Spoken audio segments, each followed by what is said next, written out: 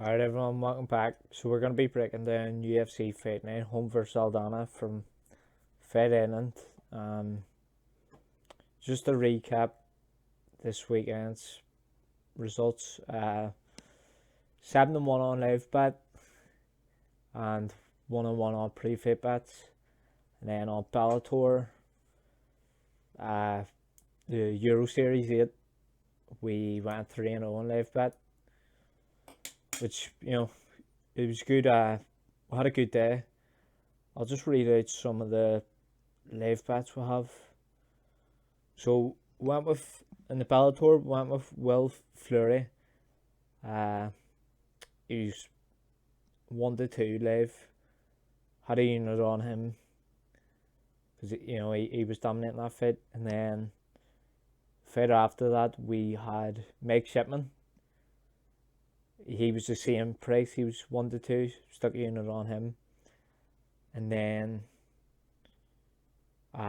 in the main event, we had 3.5 units on Van Steenis. I'd about pick him because it was clear to me he was winning that fight. But the bookies didn't see it that way. I scored a 29-28 for him. I would say he lost the third round, but it was clear he won the first 2 rounds to me anyway. And then on UFC 253 card, got off to a bad start tonight in terms of live bet. Went with Alexa Kamer decision. I think it just underestimated how bad Kamer's cardio really is, to be honest. His cardio sucks, but I don't know, I just thought he could clinch Nate up against the cage and stuff and bring him to the decision. But so we lost that one, but we rebounded back in the Bravridel fight. We actually had about 5 units in that fight live. So 1.5 units after round 1 was on the fight to go to the distance at 5-6. And then we took Riddell as underdog at 1.5 units. It's 6-5 he was. We got him at. And then when he was comfortably winning by round 3, we added another 2 units on him at 1-2 for a healthy profit on that fight. And then after that, took Dawodu in round 1 at Pickham, 1 unit. And then when he was underdog in round 2, which I couldn't believe the odds, unbelievable, we added another 1.5 units. Personally, I added more, but I tipped about, an extra 1.5 unit, taking the total 2.5 unit on Dawodu in that fight. And then it obviously came through. It was clear to me he won that fight, especially if you look at the stats and stuff, striking stats. And then final 2 live bets, and it was Jan at 7-4, 1 unit in round 1, which, as I said on the breakdown for 253, it obviously, it went how I thought it would, that one. Jan just destroyed him, really.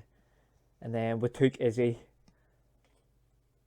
through first few minutes of round 1 when he was just chopping down the leg. We took him at just over 1-2. We took him at 11-20 at 2 units. And then pre-fit bets sort of had shambles with Kai Car France. It was a bad bet, but at the same time, it sort of felt like it was a wee bit unlucky. Kai Car France did drop him and stuff, and then just whatever, he just got caught. He just succumbed to the pressure. It was a bad bet in perspective, but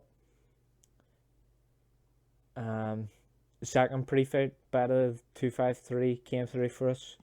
It was Adesanya at 8-13. We get in on him early at better odds, and he closed that, which is always good. I just knew the range, movement, and striking was going to be too much for Costa, and he knocked him out. So overall profit of UFC 253, 23 units, and then overall profit of Bellator Euro Series 8, about 9 units, So very good weekend for us there. As I say, if you want to join in the service, fire me a DM across on Twitter. Link is in the description, and I'll happily oblige. But I don't want people messaging me for nothing, especially on a Saturday when I'm busy. Obviously, finishing off whatever, just going through final notes, final breakdowns of fights and stuff. Can't really have a whole lot of people messaging me just looking at tips and stuff. Just no. But if you're interested, like genuinely interested in becoming a member, feel free to DM me and stuff. So yeah, we'll move on to breaking down this card. Fight Night card, Fight Island, first in a couple of months. A Fight Island, obviously excluding the pay-per-view last weekend, but so the first fight in night is 155, Adesanya versus Luigi Vendramini. So Adesanya, his last performance to me, he beat Stevie Ray, so he did. I don't know how that was a unanimous decision victory for Stevie Ray. Thought it was quite clear that Yari won round 1 of 3. I gave Ray the second round, but I just thought Yari backed Stevie Ray up well and landed the cleaner strikes for round 1 of 3, but I don't know what the crack was there. Never know with these judges, but Adesanya is primarily a kickboxer, comes from Germany. He likes to back fighters up and fight long. He likes to have them up against the fence and just unload on them, using his, what's his reach? About 73.5 inches, but he fights long, so he does. He's the type of fighter that would give one to take one, but he generally looks to drown fighters out with his pressure, his cardio, and his striking. He's coming up against Luigi Vendramini, who came in at short notice in his first fight in the UFC 2 years ago. It's coming up to just over 2 years ago actually, and he's been off for 2 years, so don't know what the crack is there. What's that about? It's never a good look. To me, Vendramini striking doesn't look great at all. Not one bit to me.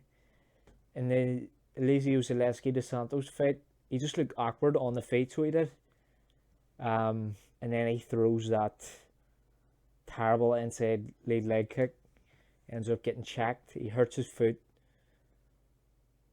and Zaleski dos Santos just flying knees him, KOs him. Just basically that came from like a lazy inside leg kick, just poorly executed. And Zaleski dos Santos made him pay for it. But I would say Vendramini, primarily a grappler. He did have Zaleski dos Santos, who's back in the first round. He actually almost submitted dos Santos, with the rear naked choke and stuff on his back. And it's not easy to do that to Zaleski dos Santos. So Vendramini, he is a black belt. I would say, he's a worthy black belt. He took dos Santos' back, and he's comfortable when he was on his back. So I would say he has the grappling advantage here, but Yari to me has the size advantage, the striking advantage. I'm not sure about cardio. Haven't seen enough of Vendramini. There's only a few fights of his that you can see, and none of them are past second round. So, but I will say, in the Zaleski Santos fight, he did look like he was slowing down the Santos' pressure and stuff. And Yari, that's what he brings to the table. The pressure and stuff, the striking, the cardio. So I would say this is a bad matchup for Vendramini, but it's not a fight I would be looking to bet. Going to give the advantage and the prediction to the underdog here, Adesanya. I'm going to say by decision, but I'm not entirely sure, because I need to see more from both fighters.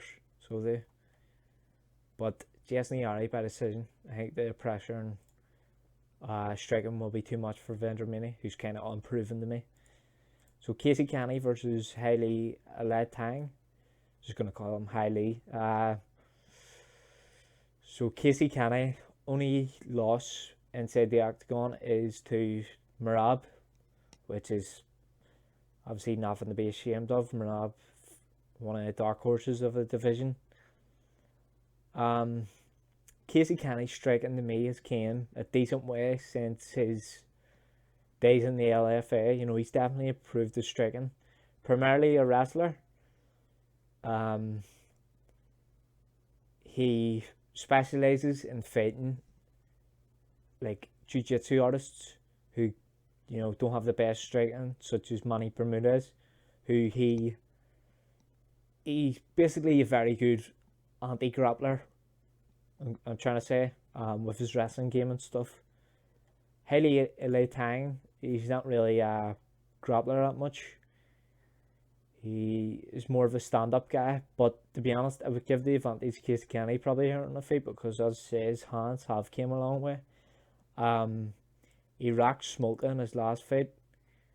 He dropped Brandon Royval in their fight in the LFA for the flyweight title.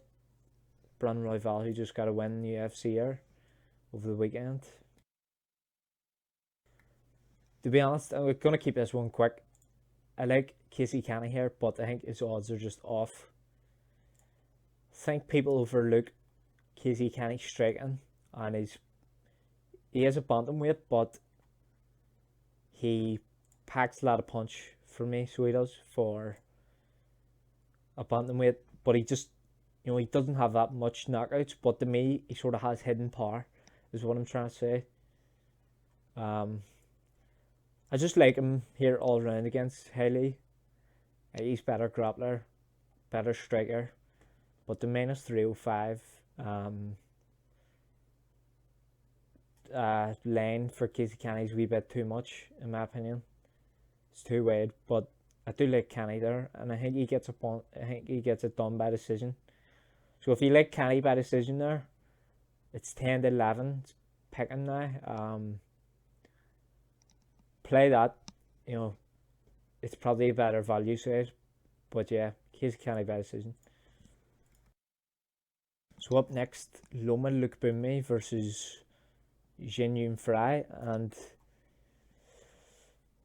Jin Yun Fry, she is a natural 105er, and Loma, you know, so is she. So this is basically the first fight Loma's had in the UFC where she's fighting a natural atomweight, basically. Jin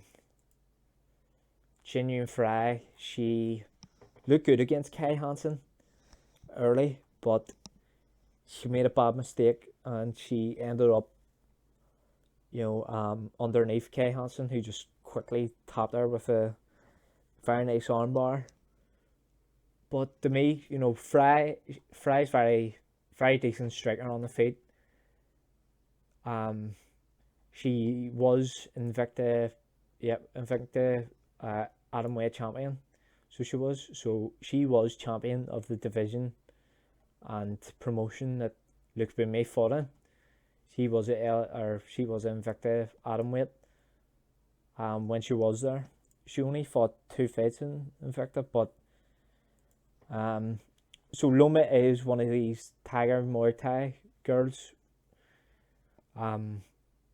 Obviously came over from Muay Thai, whole lot of Muay Thai experience, but to me, I was sort of underwhelmed by Loma in her last fight against Angel Hill because I don't think she has like shackled off the pure Muay Thai style that she had in the Thai game. I think it hasn't really translated well to MMA. There's a difference between MMA striking and obviously pure Muay Thai, and I just don't think that Loma has really transitioned over to the MMA striking as well as I thought she would. She fights very, you know, upright, not the best hands, good kicks, but she can be taken down. She doesn't have a very wide stance, you know. If she was to fight a wrestler, like Tatiana Suarez or Claudia or Carla Esparza, she would get taken down quite easily, like, because of her style or stance. Whether Genuine Fry can take her down, I mean, maybe. I'm not sure. I don't think she will be looking to take Loma down here. Maybe. But to me, Genuine Fry can hang with Loma on the feet here because this is MMA. Genuine Fry is in my opinion, she's the better MMA striker in terms of just pure MMA striking. I would give the edge to Genuine Fry. She's the bigger fighter here. She's going to have 3-inch reach advantage. Loma is very small for 115er, like very small. And she was atomweight, and then obviously that division doesn't exist in the UFC, so she fights up at 115. But to me, it doesn't look like it's the right weight class for her still, so it doesn't. She beat Alexandra Albu, but Albu's not even UFC standard to me. So there's not much you can take away from that fight. To be honest, in this fight, I would give the edge to Genuine Fry. So I would, just purely because I think she's the more accomplished MMA striker. She's got much more experience. She was Invicta Atomweight champion. She is the dog here, which I'm not entirely sure will stay. Who knows? There seems to be a lot of people that's very high on Loma. I was initially until I seen her fight Angela Hill, and then I just noticed a big discrepancy in MMA striking. Loma just hasn't transitioned well from her pure Muay Thai style, and I just think that a couple of months from the Angela Hill fight isn't enough to to advance that transition really. So I can just see the same Loma coming in here, and basically Genuine Fry imposing her all round better MMA game on Loma here. So we can't. So I like Genuine Fry by decision. Gonna go with the underdog. I think she gets it done. So next up, Jordan Williams versus Nasruddin Imavov. There's only a few fights available for Imavov, but to me, he comes across as like I'm impressed with Imavov, so I am, to be honest. I think his striking's good. He puts combinations together very well. He seems to be very precise with his striking. And see, when a fighter is precise, especially when they haven't hit their peak yet, that is a good sign to me. It's like Ludovic Klein, like Adesanya in his early days. Adesanya's different, but you can just tell when a fighter has a lot of precision in his striking. And Imavov, to me, he does. There's something about his striking I like. It's powerful. It is very precise in where it lands. I like Nasruddin sort of, to be honest. Jordan Williams, but he's a guy that you don't want to count out, so he isn't. He was the underdog against Gregory Rodriguez. He put him out in round 1. Jordan Williams is weird. He's a middleweight, but he doesn't cut any weight because he's diabetic. So Nasruddin probably will have the size advantage here. And to me, Nasruddin, I would give the edge to him in wrestling too, so I would, and striking. Nasruddin originally originates from Dagestan, so he does have a decent, wrestling game. What was the fight where he wrestled the guy? Pretty sure it was the Gregor Wabel fight. He took him down and he, comfortably controlled him, pounded him out. Imavov, to me, he deserves to be in the UFC. I'm surprised he is plus 130 dog here, to be honest. So yeah, I'm going to give the edge to him, Imavov. I think he gets done here. Let me see. I'll say by TKO. So I like him above ITK over there as the underdog.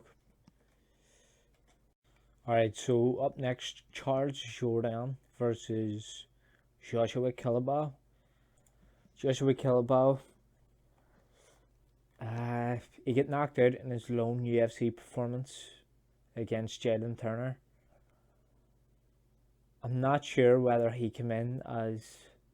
I don't believe he came in on short notice. I would have to check. But he fought up a weight class, so maybe he did. I'm not entirely sure. He's a natural featherweight. It's fairly clear that he's a natural featherweight. But he just got absolutely destroyed by Jalen Turner. Joshua Killabao, for 1 second, he didn't look like he was going to win that fight. Jalen Turner just ran him over in every sense of the way. I taped Joshua Killabao for that, almost sure, UFC Auckland. I taped him for the Auckland card, and I wasn't impressed with Killabao, to be honest, at all, really. And his level of competition he's faced isn't great, to be honest. He's came over from the Australian MMA scene, and just not impressed really with him at all. And in the Jalen Turner fight, he was just sort of getting beat up on the feet. He was getting basically pressurized against the cage. Very bad movement and stuff. End up twisting his ankle, just randomly type of thing. Trying to circle away from Jalen Turner, and Jalen Turner ended up just putting it on him after that, and then TKO'ing him with ground and pound. He took the mount and stuff and just destroyed him. Didn't look competitive for 1 second that fight. Charles Jourdain, for me, very underrated guy. He sort of got the credit he deserves in the Andre Fili fight, which I bet Fili, so that I bet him in that one. And I did. I felt Fili deserved that one. I felt he won that pretty clearly, 29-28. And then, interestingly enough, I bet Charles Jourdain as a big underdog against Doo Ho Choi's with it. I just had a feeling that the Charles Jourdain was just going to clip him, so that, and he did. He ended up knocking him out. So to me, Charles Jourdain, good striker, a lot of power. He has a good rear body kick. He comes across the body very well. A lot of power in his hands. Can fight going backwards and stuff. Primarily a counter striker, I would say. But I think in this one, Charles Jourdain can just walk down Killabao. So it'll be interesting enough. It'll be interesting to see what approach Charles Jourdain takes in terms of, does he sit back and let Killabao come forward, or does he walk him down? So it'll be interesting. But to me, the lane it's correct for this one, to be honest. Charles Jourdain, he does deserve to be a big favourite because Killabao's just not great. Charles Jourdain, very underrated. Very good on the feet. I think he's gonna knock Killabao out. So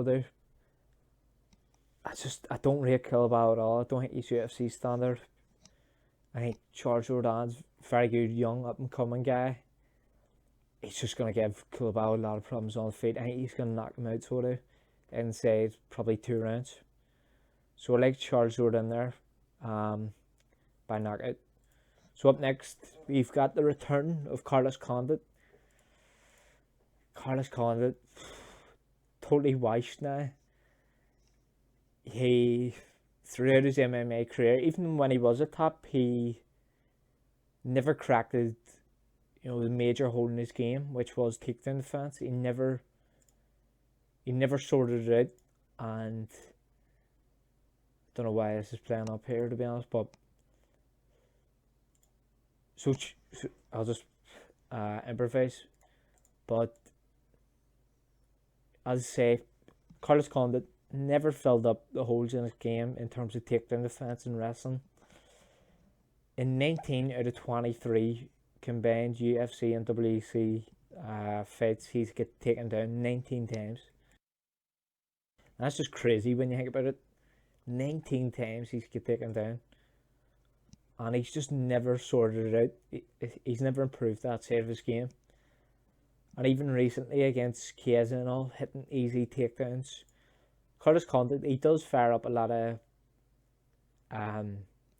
of submissions from his back and stuff. Decent jiu-jitsu, I will say, but you know, if Court McGee actively pursues takedowns, he's gonna get Condit down. And Court McGee's very underrated wrestler, very underrated ground game. So he's just gonna be on top of Condit, who's just gonna have nothing for him. But it's whether Court McGee has the athleticism at 35 to take Condit down. To me, his athleticism doesn't seem to be there all as much, Court McGee, but the rest of the physical side of him does seem to be there. Maybe he's slow on the feet, he's plodding, Court McGee, but his cardio's still there. His cardio's great, especially for 35. He trains at Elevation out in Utah. Sean Brady, a lot of people's big on Sean Brady, including myself. Court McGee won round 3 against Sean Brady, so he did. And then in the Diego Lima fight, you could score that fight for Court McGee. You could score round 1 and 3 for Court McGee. Now, he definitely won round 3, so he did, but it's whether he won round 1. So he does come on strong, Court McGee. Like, you're not going to break Court McGee, so you're not going to mentally break him. He's not one of these guys that he's going to allow that to happen. It's just no way. But to me, you can't break Curtis Condit mentally. We've seen it in all of his fights now. Post Robbie Lawler, he just gets broken mentally. Damian Maia takes him down and then just submits him quite easily. Can't believe Maia was the underdog for that fight, which is just absolutely nuts. But we've seen it in the Magny fight. Magny, not a known finisher. He didn't finish Condit, but Michael Chiesa did. He got an easy armbar and stuff. Condit, to me, he's just shot, so he is.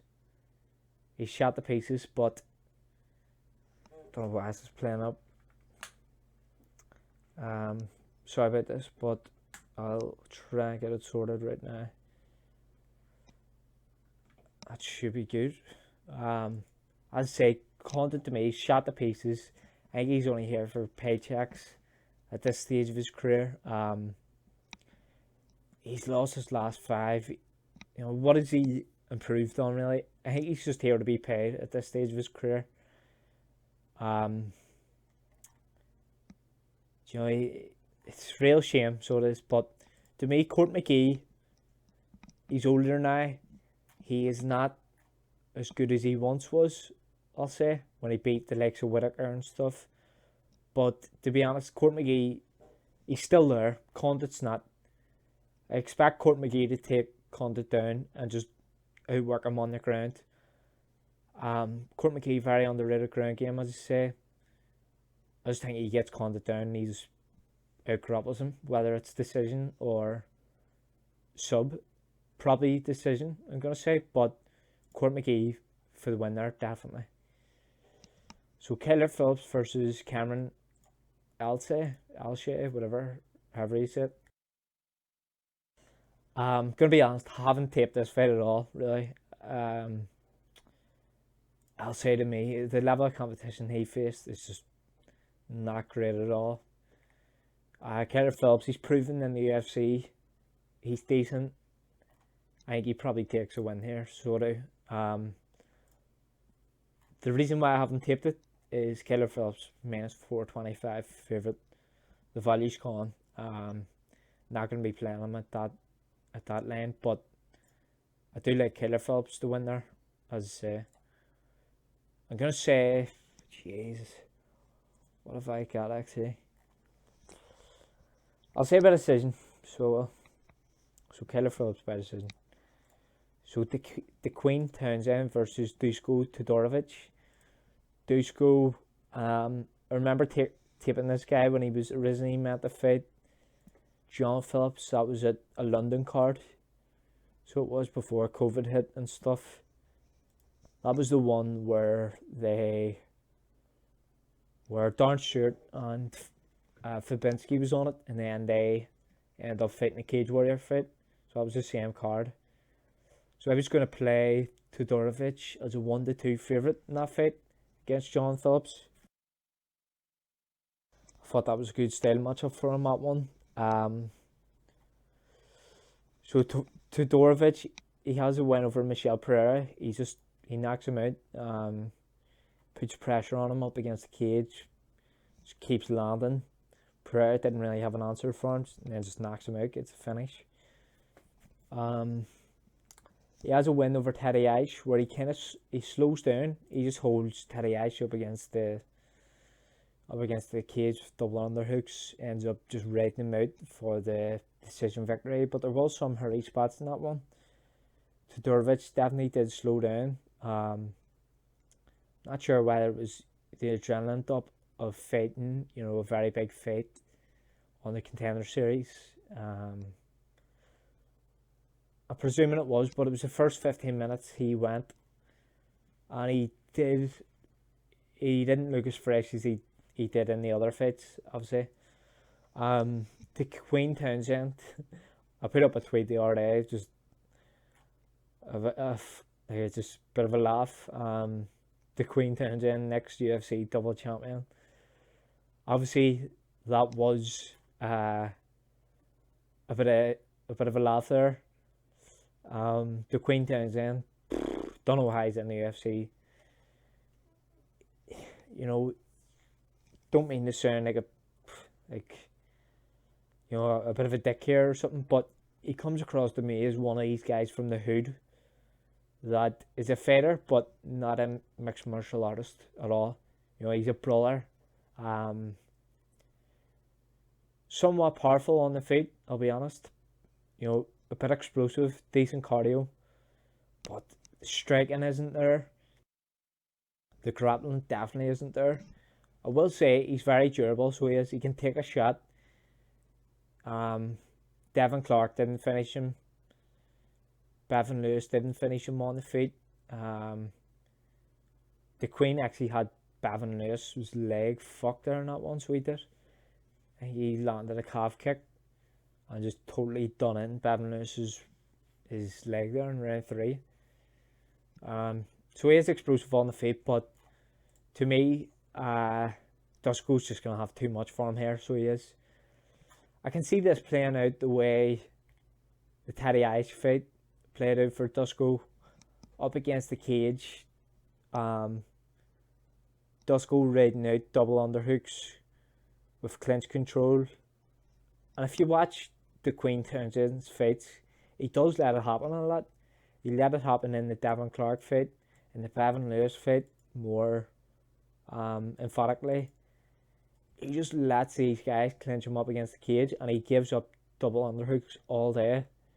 And he doesn't really do anything to fight clinch control. He doesn't, try to spin them around. He doesn't try to get double underhooks himself and work his own clinch, clinch control at all. He just looks like set position, and then he ends up getting just outworked in the clinch for like 15 minutes. But as I say, he can't take a shot. Dusko's just going to have too much for him here, whether he wants to strike or whether he wants to clinch with him for 15 minutes, which, to be honest, I can see Dusko doing more of. Is really raiding him out in a clinch, maybe hitting a few takedowns, the Queen getting back up, because he does get back up, so he does. The Queen, he has decent get up game, but he's just not a UFC caliber guy, the Queen, at all, by any stretch of the imagination. So I like Dusko here to get his to get a win in his UFC debut here. That's been long coming. He's just a much better mixed martial artist than the Queen here, so he is. But as I say, the Queen is durable, so look out for those fight to go the distance or over 2.5 round props, because I think there's some value there, to be honest. So up next, Germaine de Randamie versus Juliana Pena. Juliana Pena we haven't seen in just over a year actually, where she beat Niga Montano in that one. Right, so the thing is with de Randamie, obviously in her last fight we've seen how dodgy her wrestling and takedown defense is. Obviously it's not great, but if you go back and watch Germaine tape, what she struggles with is explosive fighters who can double leg her. So Nunes, obviously probably the most explosive women's MMA fighter we've ever seen. She could hit takedowns because she is that explosive, and she could really get in on the legs of Germaine, and she could hit her with double legs as she did. She hit like 8 double leg takedowns in that one, and just really rode Germaine out. But actually on the feet in that one, Germaine was causing Nunes a lot of trouble, so she was. And the thing was, when Germaine was on the feet, she was really jumping into, jumping into like punches and stuff, really putting her feet into them, which obviously made her more prone to being taken down. Whereas in the Raquel Pennington fight, she had more of a solid base, where she didn't jump into punches much more. She was more wary of the takedown, as opposed to the Nunes fight, where I think she was just going for the one shot knockout, which is why I think she was putting so much torque into the punches, which did lead her open to being taken down through the double leg, which is why Nunes had so much takedowns on her. But if you go and watch Juliana Pena, the main way she gets these fighters down is outside trips. But to me, Germaine's just going to be hard to take down because it's hard to trip these Muay Thai fighters, so it is. It's hard to hit inside leg trips, outside leg trips on them, because their balance is so good. They're so used to, fighters in pure Muay Thai, trying to sweep them and stuff, trying to trip them to score points that way. Germaine, she's hard to take down whenever she's not jumping into punches, to be honest. Her wrestling and takedown defense, it is quite good. Holly Holm couldn't take her down. Raquel couldn't take her down. Nunes, the only real fighter in the past 7 years who could take her down, and Nunes is who she is. I mean, she doesn't need any explanation. The most explosive women's fighter we've seen in many years, probably ever actually. And Nunes' wrestling game, it is underrated, so I think that's why she could hit takedowns on de Randamie. But Juliana Pena, to me, she doesn't look as athletic and as agile as her previous stint on The Ultimate Fighter, to be honest. And apart from Shevchenko, obviously, to me, she hasn't fought anyone the caliber of striker as de Randamie, so I can just see de Randamie causing problems on the feet here for Lima,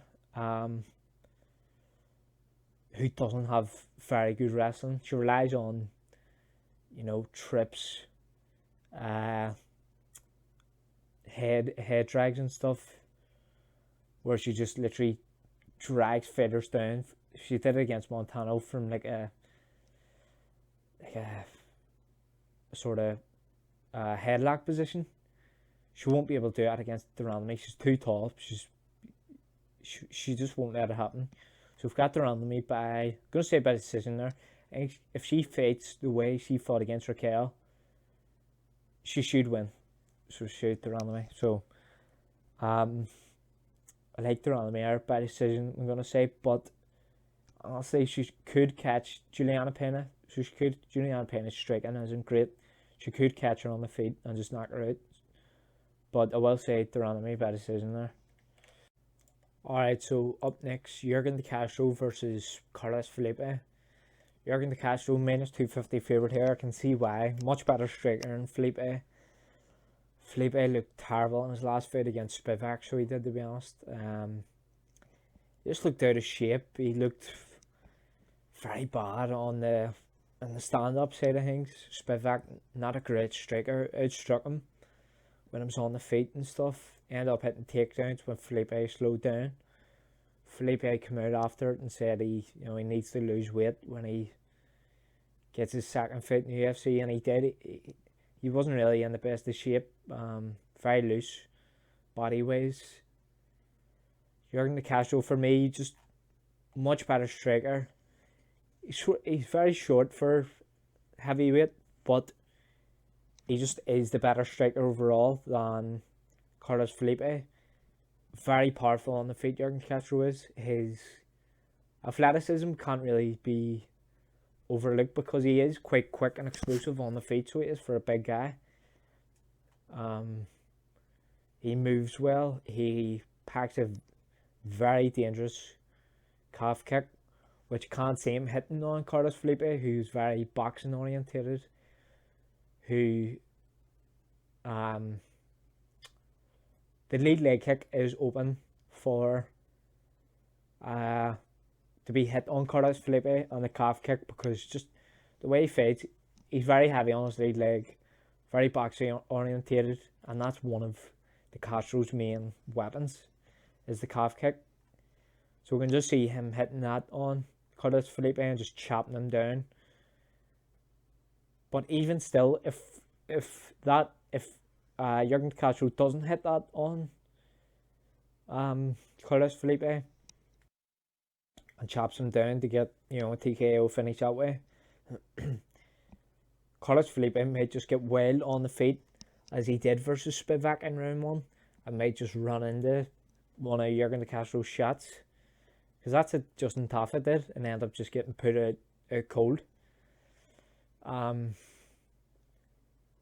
So there's path to victories for Jürgen De Castro here. Can't see Carlos Felipe getting him down. Definitely not. I can see us being contested on the feet, and just Jürgen De Castro putting it on Carlos Felipe. So I like De Castro by TKO there, either by chopping Felipe down and eventually just TKOing him, or Carlos Felipe just getting well on the feet and just running into a bomb of Jürgen De Castro.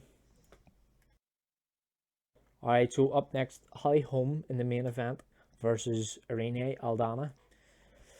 So obviously Holly Holm in her last fight, just a UFC 246er earlier on the year, feels like a couple of years ago now, but in that fight, what was striking to me was how just uninterested Holm was on the feet against Raquel. She didn't really want to engage on the feet at all against Raquel. She was hesitant. She just wanted to play the clinch control game, double underhooks up against the cage, and she did. She won the fight through that way.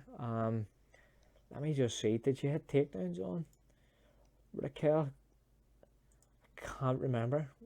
No, she didn't. Yeah, she was only interested in striking,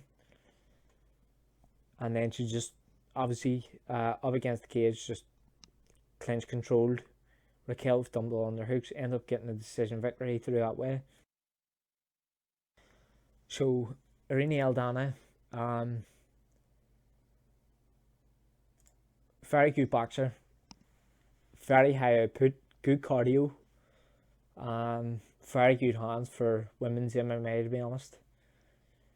As seen when she knocked out Caitlin Vieira back here in her last performance, before actually put it on Vanessa Mello. Raquel Pennington had to resort to grappling to beat Aldana, so she did. She was uninterested in the striking of Aldana as well. I'm sort of making it out that I like Irene Aldana here, but honestly I'm unsure. I think I think Holm can, she does have more avenues to victory than Aldana, so she does.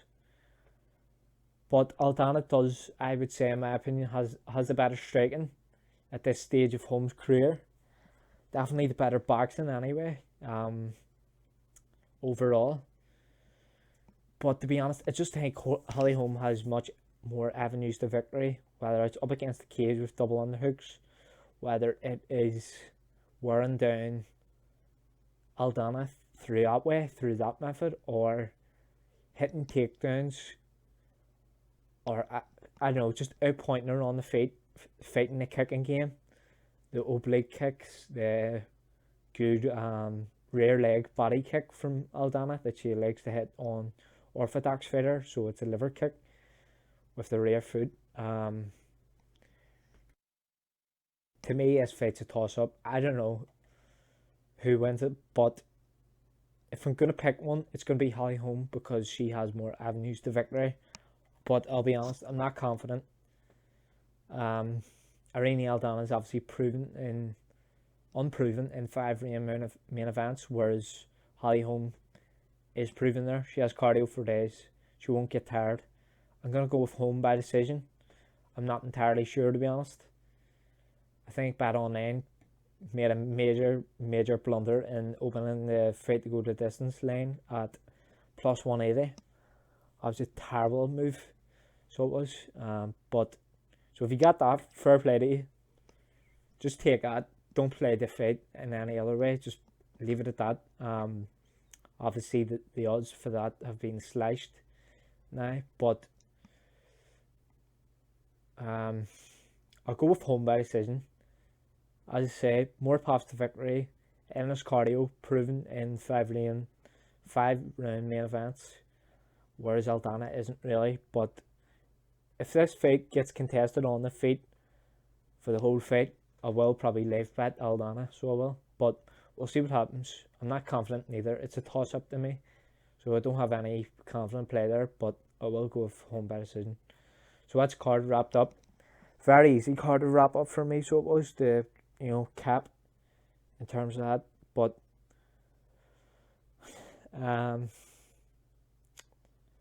good card next week, I would say. Let me just check it here. Sandhagen versus Moraes. I like this card more, so I do. I like it better than the Saturday's card, to be honest, but both of them aren't great, to be honest, but definitely I like next week's better than this weekend, so I will have a breakdown for next week's as well. So look for that out to be early next week probably. So until then, I will catch you again. So thanks for tuning in, everyone.